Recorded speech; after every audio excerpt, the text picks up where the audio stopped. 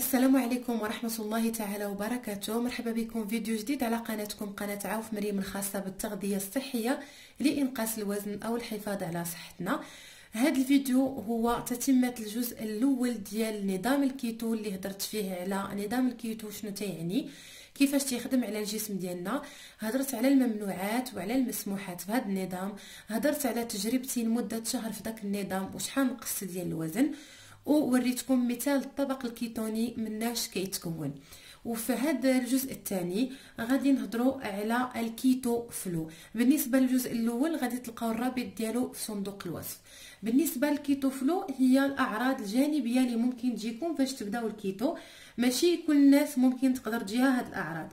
في هذا الفيديو غنذكر لكم البعض منها كيفاش تقدروا تتجنبوها. هاد النصائح اللي غنعطيكم فهي من عند اخصائيه التغذيه. اول حاجه خاصكم تعرفوا هي انكم في هذا النظام غتحولوا الجسم ديالكم عوض يعطيكم طاقه من السكريات غيبدا يعطيها لكم من الدهنيات. اذا حاجه طبيعيه ان الجسم ديالكم غتوقع فيه تغيرات، يعني عادي جدا انكم تحسوا ببعض الاعراض ما خاصهاش تخلعكم نهائيا لانها فتره وغادي تدوز. الاعراض الاولى وهي اللي غتجيكم في المرحله الاولى اللي هي التكيف مع نظام الكيتو، هي فاش الجسم ديالكم غيحس انكم حيدتوا ليه السكريات والنشويات، يعني غيوقع انخفاض في نسبه الانسولين في الجسم. وهي مثل الاعراض اللي كتكون عند مريض السكري، مثلا فاش كياخذ جرعه كبيره من الانسولين او فاش كيطيح ليه السكر. منها شويه ديال الدوخه، شويه ديال التوتر، ممكن قله تركيز، خمول في الجسم. هذا الاحساس تيشبه نفس الاحساس اللي كنحسوا به في الايام الاولى ديال رمضان، وهي هذه الحاله عاديه ما تخلعوش منها. على مستوى الجهاز الهضمي فتا هو غتكون واحد التغيرات. بالنسبه للجهاز الهضمي كان من قبل متعود على هضم كميه كبيره من الكربوهيدرات بحال الخبز، الارز، الفواكه، يعني غنصدموا الجهاز الهضمي ديالنا بكميه الدهون الكبيره اللي غادي نعطيوه، فضروري اما غادي يبغي يتاقلم مع الوضع الجديد. فممكن تحسوا بالنفخه، ممكن عسر الهضم، ممكن حرقه خفيفه، خصوصا ان المراره غتبدا تتاقلم مع كميه الدهنيات اللي غتجيها، فممكن تحسوا بعسر الهضم، ممكن امساك، وممكن اسهال. من بعد ما غادي نبداو الكيتو غادي تلاحظوا كثره التبول، وهذا التبول غتكون فيه املاح كثيره لان الكليه كتفقد الاملاح اللي كانت متركزه فيها. فهنا غنشرح شرح علمي مبسط. اصلا الانسولين في الدم هو مسؤول على توصيل الرسائل للكليتين الكلاوي لكميه الماء اللي زايده عندنا في الجسم باش تخرج على شكل تبول.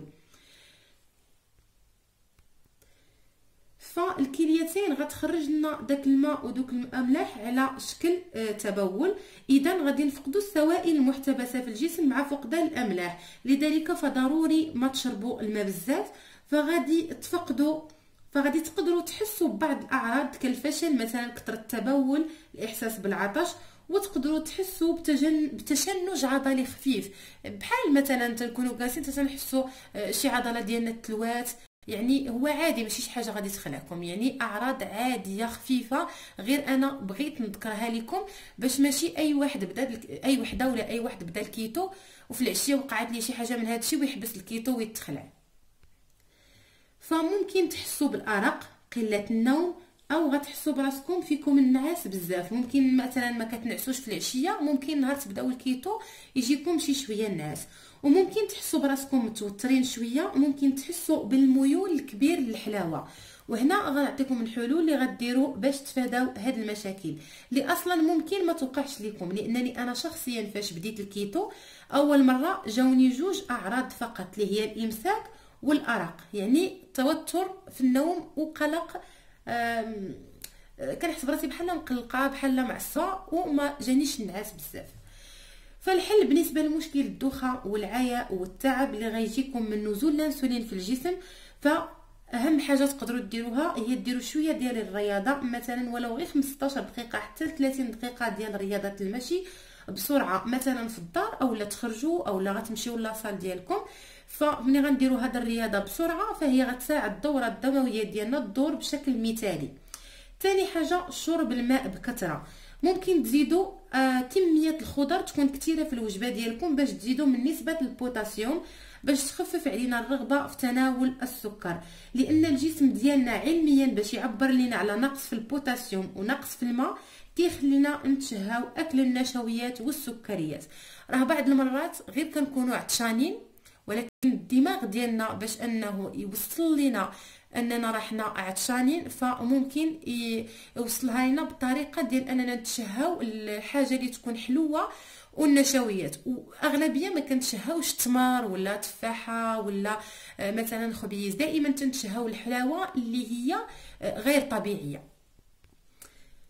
باش نتفاداو مشكل عسر الهضم غادي تاخذوا عصير الحامض، تقدروا تشدوا واحد جوج حامضات تعصروهم في الصباح وديروهم في واحد القرعه ديال الزاج، وفوق ما جاكم العطش نزيدوا واحد شويه من داك عصير الحامض في الكاس ديال الماء، اولا نقدروا نديروا خل التفاح اللي غادي نوريه لكم. فخل التفاح وعصير الحامض فغادي يعاون الجهاز الهضمي ديالنا انه يتعامل مع نسبه الدهون اللي عطينا ليه داك النهار اللي ما مولفينش كنعطيوها ليه. بالنسبه للمشكل ديال كثره التبول اللي قلت لكم، هذيك الايام الاولى غادي نفقدوا املاح كثيره من الجسم ديالنا وغنفقدوا سوائل كثيره من الجسم ديالنا. اللي بغيت نقول لكم اي اخصائي التغذيه مشيتو عنده او اي طبيب او دخلتوا عند شي واحد في اليوتيوب تيهضر على نظام الكيتو، ما يمكنش يقول لكم دخلوا في نظام الكيتو بلا ما تشربوا المشروب الكيتوني. كاينين الناس اللي ما تيديروش، كاينين الناس اللي كنعرفهم داروا الكيتو وما تيديروش، لكن مهم جدا جدا جدا في انكم تعوضوا الاملاح اللي كيفقدها لكم الجسم ديالكم. وهنا غادي نقول لكم هذا المشروب الكيتوني مناش تيتكون من كاس ديال الماء كبير، تنزيدوا عليه نص عصير حامضه ومعلقه ديال خل التفاح. وهنا غنهضر لكم على خل التفاح اللي غتقدروا تستعملوا في نظام الكيتو. ماشي ضروري هذا النوع، ولكن اي خل التفاح بغيتو تشريوه ضروري ما تقراو المكونات ديالو. ضروري في المكونات ما تلقاوش كاين السكر، لان اي حاجه غادي ناخذوها في الكيتو تكون ما فيهاش السكريات. يفضل انه ما يكونش فيه حتى المواد الحافظه. لكن الناس اللي في المغرب في كارفور في اسيمه في مرجان كاين هاد الخل على ما اظن تيدير 17 درهم ولا 27 درهم ما عقلتش. المهم هذا راه كيدير لكم حتى 3 شهور. بالنسبه للمشروب الكيتوني غادي تعصروا فيه نص عصير حامضه، معلقه ديال خل التفاح ومعلقه ديال الملح البحري. تنأكد على الملح البحري، ماشي الملح اللي مولفين كنطيبوا به. ممنوع الملح اللي كنطيبوا به في هذا المشروب.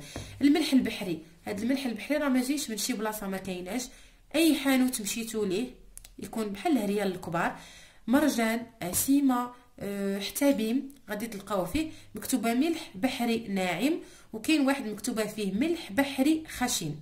هذا الملح البحري كيدير 15 درهم. هاد القرعه تقدر تدي لكم حتى شهرين، واخا تكونوا كطيبوا بها في نظام الكيتو كتدي بزاف ورخيصه. الناس اللي ما غاديش يلقاو هاد الملح البحري شنو غادي ديروا في بلاصتو؟ غتمشيو عند اي عطار وغتطلبوا ليه الملح اللي كنطيبوا بها الحوت. معروف واحد الملح كتكون بحال الحجيرات رقيقين كنديروها فوق الحوت وكنخشيوه في الفران، معروف كنقولوا ليه ملح الحوت. وتقدروا تلقاوه حتى عند مالين الحوت اللي كيبيعوا الحوت راه كيبيعوا داك الملح. تقدروا تجيبوه وتطحنوه بحال هكا طحنوا العطريه، وهو اللي غتستعملوا في هذا المشروب الكيتوني. كنعاود المشروب الكيتوني فيه معلقه ديال خل التفاح، فيه عصير نصف حامضه، وفيه القليل من هذا الملح تقريبا نص معلقه صغيره ما عامراش. نخلطوه في كاس.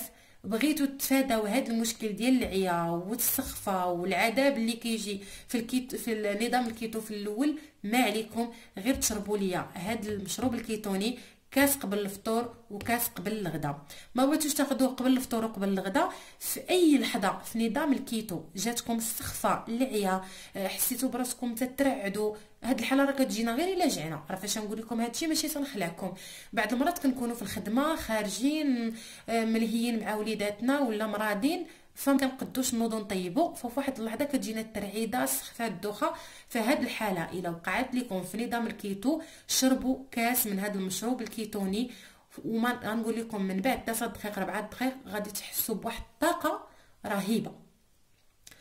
بالنسبه للمشروب الكيتوني انا شرحته لكم هنايا.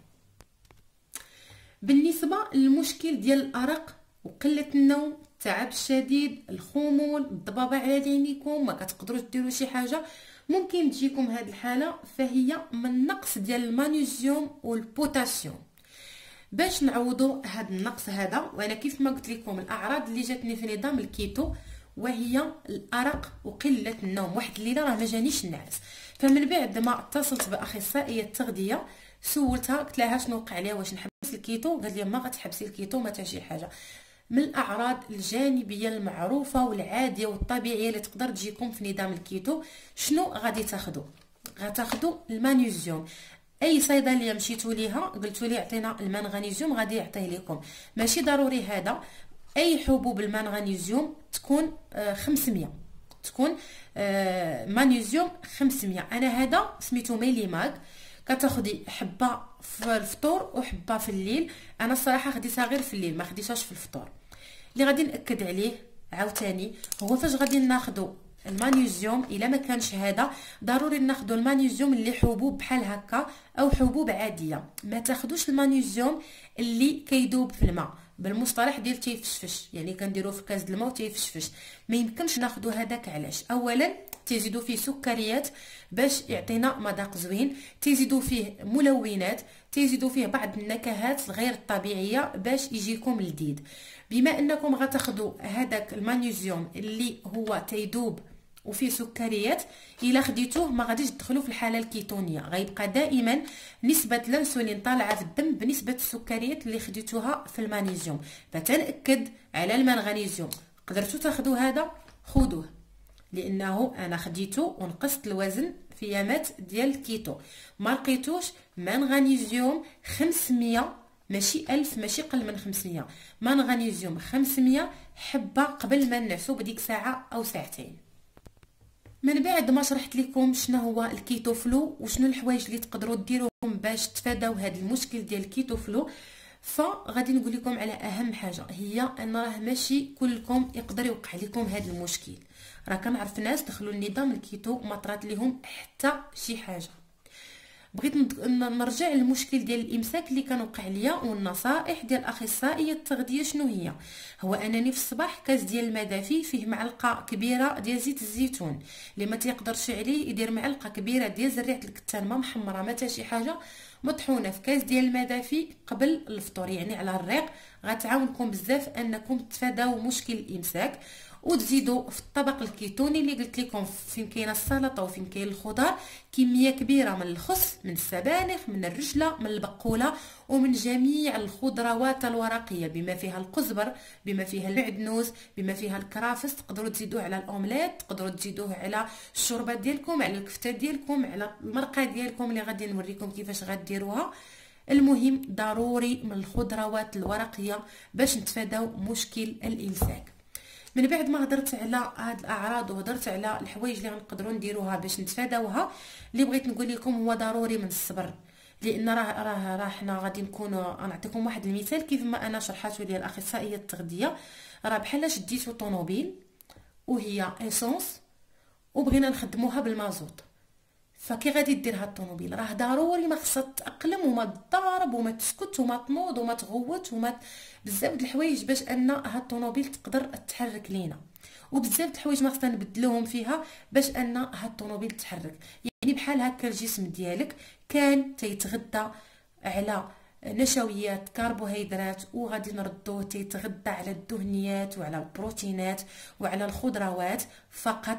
فضروري ما الجسم ديالنا باش يدخل في الحاله الكيتونيه ضروري ما غادي يوقع عليه هاد التغيرات. اللي بغيتكم ما تخافوش منها، ماشي تبداي الكيتو مع 8 وتوصل ل 10 ديال الليل وتحسي براسك طار عليك النعاس، درك راسك جاتك استخفاء عييتي وتحبسيه، كضربتي كلشي في الزيرو بهذا المصطلح هذا. ضروري عطي لراسك 3 ايام او 4 ايام ديال الصبر. راه ما تصوروش ملي غتفوت 4 ايام او 5 ايام شنو غادي تحسوا. راه واحد الطاقه رهيبه، الاحساس بالجوع ما كيبقاش، الخمول ما كيبقاش. راه تقدري تنعسي غير من لحظه الليل تفيقي مع 7 ديال الصباح بخير. تكوني ما كنتيش تقدري تخرجي ديري لا مارش، ما كتقدريش تمشي للرياضه، ما كتقدريش تشقاي، راه ما تخيليش داك من 7 ل 10 شنو تقدري ديري، راه كتحسي براسك بحال شي فراشه، والله العظيم بهذا المصطلح بحال شي فراشه كطير. ما تصوروش كميه الطاقه اللي كتعطيكم اللي كيعطيكم نظام الكيتو. فتنأكد على انكم تصبروا الاسبوع الاول، الله يعطيكم الستر، صبروا صبروا صبروا لاي حاجه حسيتوا بها من هذا الشيء اللي عطيتكم. كنتمنى انكم تصبروا ليها باش تشوفوا النتائج المبهره ديال نظام الكيتو. وما تصوروش الاسبوع الاول كطيحوا من 3 كيلو حتى ل 5 كيلو، لان الجسم ديالكم تيفقد جميع السوائل المحتبسه عندنا في الجسم في الاسبوع الاول. صراحه ما كنتش بغيت نطول في هذا الفيديو، ولكن فضروري ما غادي نتكلم على هاد الحوايج. على الملح البحري راني هدرت عليه، يفضل هو اللي طيبوا به الماكله ديالكم، ولكن الا كنتو غادي طيبوا مع العائله ديالكم راه نظام الكيتو راه ما تيعنيش ما تاكليش الطاجين، ما تاكليش المرقه، ما تاكليش معاهم الصبه، ما تاكليش معاهم كلشي غادي نعطيكم بطريقه سهله كيفاش تتبعوا نظام الكيتو وانتم تاكلوا مع الاهل ديالكم. هدرت على خل التفاح كيفاش تاخذوه، هدرت على الملح، واللي بغيت نقول لكم هو الله يعطيكم الستر فاش تبغيو تبداو نظام الكيتو ما تحاولوش تجهدوا على راسكم لا نفسيا ولا معنويا ولا ماديا. علاش؟ لان ماشي باش نبدا نظام الكيتو خاصني نشري كيلو ديال الموتزاريلا وكيلو ديال البارميزون وجوج كيلو ديال طحين اللوز باش اني نبدا نظام الكيتو. لا، نظام الكيتو ما تيطلبش مني هذا الشيء كامل. راه غير نص كيلو د الزبده البلديه، عندي زيت العود في الدار، زيت الزيتون في الدار، عندي شويه ديال الزنجلان، عندي شويه ديال زريعه الكتان، واحد 4 ديال اللوز. ما كانتش عندي راه غير 5 دراهم د اللوز، كاس ديال 5 دراهم لوز كيجينا كاس ديال العنبه. نقدروا بهذاك الكاس د اللوز نطحنوه ونديروا به حليب اللوز، وداك فاش غنطحنوا داك حليب اللوز غادي نوريكم الطريقه كيفاش نوجدوه. ممكن هذاك الشيء اللي غيشيط لنا من حليب اللوز نديروا به كيك ولا خبز خاص بالكيتو. يعني الله يعطيكم الستر ماشي باش تبداو الكيتو تجهدوا راسكم ماديا. كنتمنى انكم قبل ما تبداو نظام الكيتو صبروا على ما ندير لكم واحد 3 ايام او 4 ايام شنو كنفطر شنو كنتغدى شنو كنتعشى باش تعرفوا كيفاش تدخلوا في نظام الكيتو ان شاء الله. بالنسبه للحوايج اللي تقدروا انكم تقداوها، مثلا تجيبوا واحد الدجاجه، لان اغلبيه الناس كيحيدوا الجلده ديال الدجاج في الدار. جيبوا دجاجه متوسطه الحجم ماشي تكون كبيره، غتغسلوها مزيان وخليوها بالجلده ديالها. وانا غنعطيكم الطريقه كيفاش تقدروا توجدوا مرق الدجاج باش تصاوبوا الشوربات ديالكم، وكيفاش طيبوا الدجاج بالجلده ديالو ويجي لذيذ ما يجيش مزفر وما يجيش بنين. ممكن تجيبوا واحد نص كيلو حتى ل4 ديال الزبده البلديه من عند شي واحد اللي عارفينه مضمون تيبيع الزبده البلديه. الا كنتو في اوروبا او في المدن اللي ما كتلقاو الزبده البلديه، فانا غادي نمشي ان شاء الله الاسمه اللي هي متواجده في المنطقه فين ساكنه باش نوريكم نوع الزبده اللي تاخذوا. ممكن انكم تشريو لا كريم فريش باش تصاوبوا الشوربات ديالكم، ماشي ضروري تاخذوها. غير تنقول للناس اللي كيبغيو البنه وكيبغيو اللذه ويبغيو يدخلوا في الحاله الكيتونيه بسرعه غادي تاخذوا لا كريم فريش. غنهضر على لا كريم فريش اللي خديت وساعدتني انني ندخل في الحاله الكيتونيه بسرعه، هي هاد بريزيدون كدير شي 35 درهم على ما اظن، تقدر تدي لك حتى 15 يوم لان ما غاديش نستعملوها يوميا. نقدروا في 15 يوم الاولى نستعملوها في واحد القهوه اللي سميتها البوليت بروف اللي غادي نشرحها لكم ان شاء الله، اللي كناخذوها في الصباح كتعطينا طاقه كبيره وتتعاوننا ندخلوا في الحاله الكيتونيه. الا ما لقيتوش هاد لا كريم فريش غادي نعطيكم واحد لاستوس اللي دائما خاصكم تحفظوها. قبل ما تشريو اي منتوج تبغيتو تستعملوه في نظام الكيتو ضروري ما خاصكم هاد المربع اللي تيكون من في العلبات، ضروري ما تبداو تقراوه. ما يمكنش تشريو شي حاجه بلا ما تقراوه، لان ضروري خصكم تشوفوا نسبه الدهنيات ونسبه السكريات ونسبه الكربوهيدرات قبل ما تاخذوا الحاجه. مثلا هاد لا كريم فريش هادي النسبه ديال الدهنيات فيها 30 غرام، قد ما كانت النسبه ديال الدهنيات طالعه في البرودوي اللي غادي تستعملوه للطياب في نظام الكيتو كانت احسن، تكون 30 40 حتى 70% دهنيات افضل. بالنسبه للكربوهيدرات والسكر ضروري نسبه الكربوهيدرات تلقاوها قل من 5 غرام. هنا كما تشوفوا 2.9 غرام، ضروري نسبه الكربوهيدرات تكون قل من 5 غرام. بالنسبه للسكريات كاتبين هنا بما فيها السكر ضروري تكون قل من 3 غرام. هنا كاين 2.9 غرام. هاد المعلومه ضروري تقيدوها في التليفون ولا في ورقه قبل ما تمشيو تقداو اي حاجه للكيتو. فرماج، حليب اللوز، حليب جوز الهند، لا كريم فريش، اي حاجه غتاخدوها ضروري ما تقراو نسبه الدهون تكون طالعه، نسبه الكربوهيدرات قل من 5، ونسبه السكريات قل من 5. كنتمنى ان شاء الله نكون وصلت لكم المعلومات وتكونوا فهمتوا. واللي بغيت ننصحكم هو انكم ما تبداوش الكيتو من غدا، يعني غتشوفوا هذا الفيديو تدخلوا الكيتو كونوا متاكدين انكم راه مازال ما فهمتوا مزيان. غنعطيكم اسم ديال 2 قنوات في اليوتيوب اللي غادي تشرح لكم نظام الكيتو بطريقه جميله اكثر من الطريقه باش شرحت لكم. انا علاش شرحت بهذه الطريقه؟ لانني حاولت نوصل لكم نظام الكيتو بمعلومات بسيطه ماشي علميه اكثر، ونشرح لكم بالمغربيه لان قليل فين كتلقاو ان شي مغربي او مغربيه شارح نظام الكيتو مفصل وبهذه الطريقه. فغادي نعطيكم اسم واحد القناه ديال واحد الاخت اللي تعرفت عليها سميت القناه لا توش دو كيما، حتى هي هضره على نظام الكيتو. غنحاول نخلي لكم الرابط القناه ديالها. غادي نعطيكم الاسم ديال قناه فكر تاني، قناه ديال واحد الدكتور مصري سميتها فكر تاني. هي غتدخلوا ليها وقلبوا في الفيديوهات ديالو كيهضر على نظام الكيتو، فحتى هو شارح احسن مني واكثر مني لانه دكتور. نعطيكم اسم ديال قناه اخرى دكتور بيرج بالعربي. هو دكتور بيرج دكتور انجليزي شارح نظام الكيتو بالانجليزيه، لكن شي واحد واقيلا مصري او شي مصريه خدات هذوك الفيديوهات والله يجازيها بخير ترجماتهم باللغه العربيه، ماشي مهدور باللغه العربيه فمكتوب باللغه العربيه، هو تيهضر والشرح تيكون باللغه العربيه. كنكرر قناه لا توش دو كيما غادي تدخلوا عندها حتى هي هضره على نظام الكيتو. غادي تدخلوا عند قناه فكر تاني وغادي تدخلوا لقناه الدكتور بيرج بالعربي. هادو هما المعلومات اللي قدرت انني نعطيها لكم اليوم، ومن غدا ان شاء الله يوميا غنحط لكم فيديو شنو فطرت، شنو تغديت، وشنو تعشيت في نظام الكيتو، وخليتكم على خير.